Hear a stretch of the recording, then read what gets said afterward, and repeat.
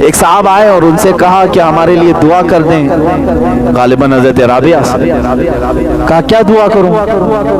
انہوں نے کہا کہ دعا کر دیں اللہ مجھ سے راضی ہو جائے۔ ابھی میں نے کہا نا دعا تو یہی کرنا چاہیے، اللہ مجھ سے راضی ہو جائے۔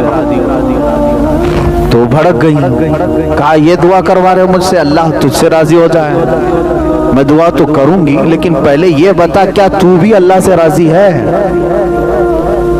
کیا تو بھی اللہ سے راضی ہے؟ تو وہ ڈر گئے، انہوں نے کہا کہ ماں بھلا بندہ بھی کوئی اللہ سے ناراض ہوتا ہے؟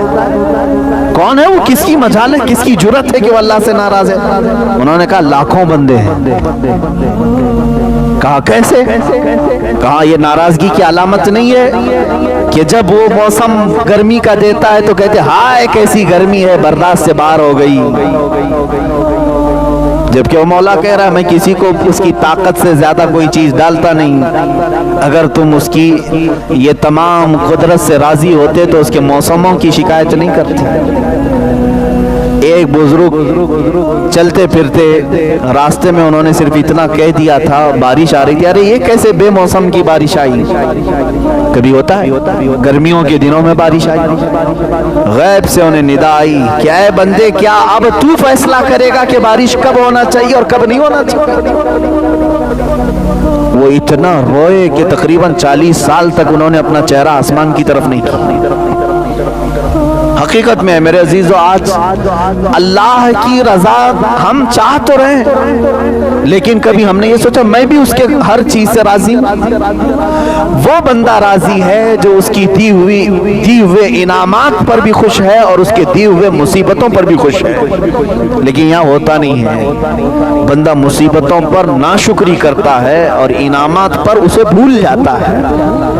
انعامات ملتے ہیں، خوشیاں آتی ہیں، کہتا میں نے کمایا، کبھی یہ نہیں کہتا ھذا من فضل ربی، یہ میرے رب کے فضل سے ہے۔ عزیزان گرامی اللہ کی رضا مانگو لیکن خود کو پہلے اللہ سے راضی کرو، یعنی اپنے آپ کے دل کو بھی راضی کرو کہ جو کچھ بھی دنیا میں ہوگا وہ میرے مولا کی مرضی سے ہوگا۔ خاص طور پر عورتوں میں یہ ناراضگی اللہ تبارک و تعالیٰ کے متعلق بہت ملتی ہے۔ تم ناراض ہوگے اللہ تعالیٰ سے تو اس کا کچھ نہیں بگاڑ سکو گے، تمہاری دنیا بھی تباہ ہے اور آخرت بھی تباہ ہے۔ تم بندے ہو، اللہ سے ناراض ہونا یہی نہیں کہ اس کو صرف گالیاں دینا، بلکہ بہت ساری چیزوں کو برداشت نہ کرنا یہ بھی اللہ سے ناراضگی کی علامت ہے۔ جو تمہارے ساتھ کسی کا انتقال ہوا تو کیا اللہ تعالیٰ نے تمہارے ساتھ ظلم کیا؟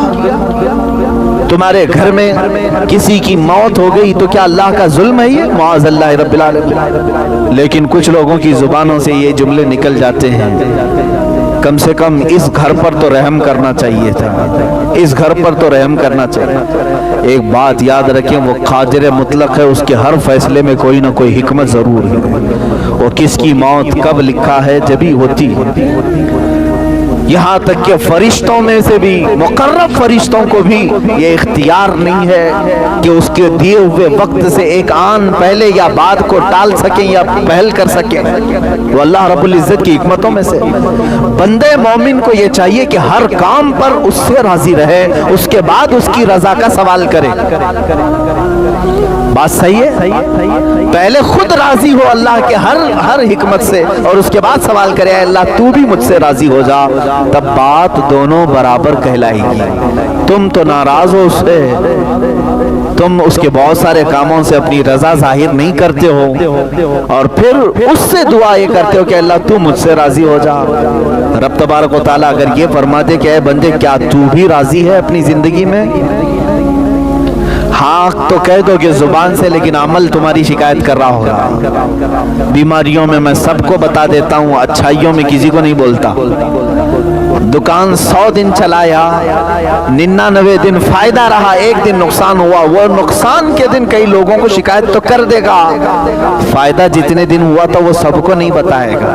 ارے نہ بتاؤ، نظر لگ جائے گی۔ इनामात को तो तुमने बताया नहीं, खसारे को सबके सामने जिक्र किया, सेहत का तो कभी ऐलान नहीं किया कि मैं बहुत हट्टा कट्टा हूँ, सेहतमंद हूँ, अल्लाह का फजल है, लेकिन बीमारी को सबके सामने जिक्र किया। अल्लाह की रज़ा ये है जो कुरान पाक की आयत ये बताती है, इन्ना लिल्लाहि व इन्ना इलैहि राजिऊन, बेशक हम अल्लाह के लिए हैं दुनिया में और अल्लाह ही की तरफ लौटने वाले। बीमारी उसकी मर्जी से, सेहतमंदी उसकी मर्जी से, दौलत उसकी मर्जी से, गुर्बत उसकी मर्जी से, कुर्सी उसकी मर्जी से मिले, ये तमाम चीज़ों पर हमारी रज़ा पहले हो और उसके बाद हम ये सवाल करें, ऐ अल्लाह तू भी हमसे राज़ी हो जा। आगे की आयत मैंने जो तिलावत की है ये दूसरी बड़ी आयत है जिसमें अल्लाह ताला फरमाता है, ऐ ईमान वालों, एक बात समझ करके चलें, ये कितने बड़े फख्र की बात है कि पूरा कुरान जो है जिसमें खिताब जो होता है, खिताब का मतलब होता है किसी को मुखातब करके बुलाना, ए फला आप आ जाओ। अब बड़ा आदमी कोई किसी का नाम लेकर के पुकारे तो वो अपने पुकार पर भी रश्क करता है कि मुझे फला ने मेरा नाम लेकर के पुकारा। मैं समझता हूँ मुसलमानों को इसी बात पर फख्र करना चाहिए कि कुरान में अल्लाह ने जगह जगह पर या अय्युहल्लज़ीना आमनू, ऐ ईमान वालों, हमें नाम लेकर के पुकारा है। पैदा करने वाला खुद हमें पुकारे तो हमारी किस्मत की बात क्या है। एक ही जगह पर पूरे कुरान में काफिरों को पुकारा गया, बाकी तकरीबन या अय्युहल्लज़ीना कफरू जो एक जगह है, उसके अलावा आप सैकड़ों जगह देखेंगे जहां पर अल्लाह ताला ने ईमान वालों को खिताब किया। जाहिर सी बात है जिसको अपनी बातें बतानी होती हैं उसी को खिताब भी किया जाता है। अब रब ताला आगे फरमाता है, कूनू क़व्वामीन बिल क़िस्त, यही हमारा मौजू भी रहा था पिछले हफ्ते, इंसाफ पर खूब कायम हो जाओ अल्लाह के लिए, इंसाफ पर खूब कायम हो जाओ अल्लाह के लिए। मेरे अजीजों ये बहुत कठिन मसला है। इंसाफ जो है एक ऐसे बाल का नाम है जिस पर सारे चल नहीं सकते, तलवार से ज्यादा तेज धार, बाल से ज्यादा बारीक रास्ते का नाम है इंसाफ, अदालत। यहाँ पर अपने और गैर के साथ बराबरी का मामला करना बहुत नाजुक होता है। मालदार और फकीर के साथ सही इंसाफ करना ये बहुत ही नाजुक मामला होता है। अच्छे अच्छे बहक जाते हैं, अच्छे अच्छे इसमें धोखा खा जाते हैं।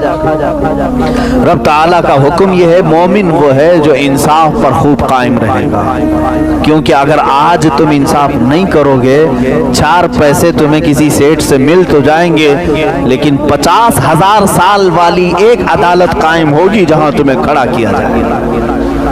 वो क़यामत का दिन होगा, वो एक दिन 50,000 साल के बराबर का, वहां तो तुम्हें इंसाफ से गुजरना ही पड़ेगा।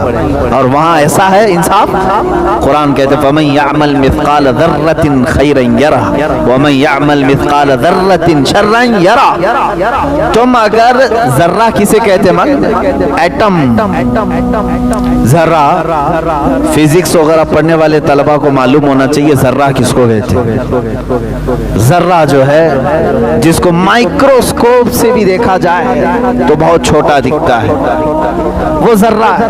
और अल्लाह ताला फरमाता तुमने जर्रे के बराबर भी अगर नेकी की है, क़यामत के दिन वो भी मैं तुम्हारे सामने लाऊंगा, और जर्रे के बराबर भी अगर बुराई की है तो वो भी तुम्हारे सामने लाऊंगा। सब चीजें लाई जाएगी। बल्कि सूरह लुक़मान में तो अल्लाह ताला यूं फरमाता है, या बुनय्या इन्नहा इन तकु मिस्काल हब्बतिन मिन खरदलिन फतकुन फी सखरतिन औ फी समा औ फिल अर्द औ फी समावाति औ फिल अर्द याति बिहल्लाह।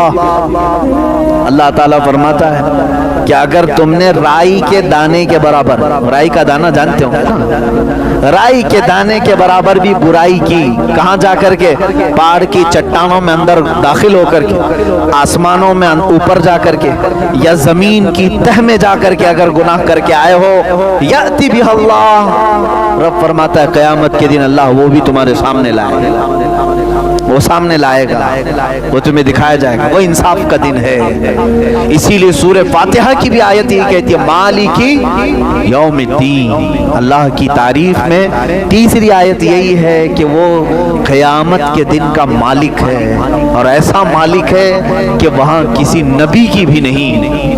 یعنی شروع کا وقت ایسا ہے کہ نبی کی بھی اس وقت کوئی آواز نہیں ہوگی جب تک میرے آقا صلی اللہ تعالی علیہ وسلم کی شفاعت شروع نہیں ہوگی۔ وہ قیامت کا دن جب خدائے قہار غضب پر ہوگا اور بندوں کے سارے اعمال دفتر کے دفتر لائے جا رہے ہوں گے، یاد رکھنا تم اگر انصاف سے ہٹو گے زندگی میں یہ سب چیزیں لائی جائیں گی۔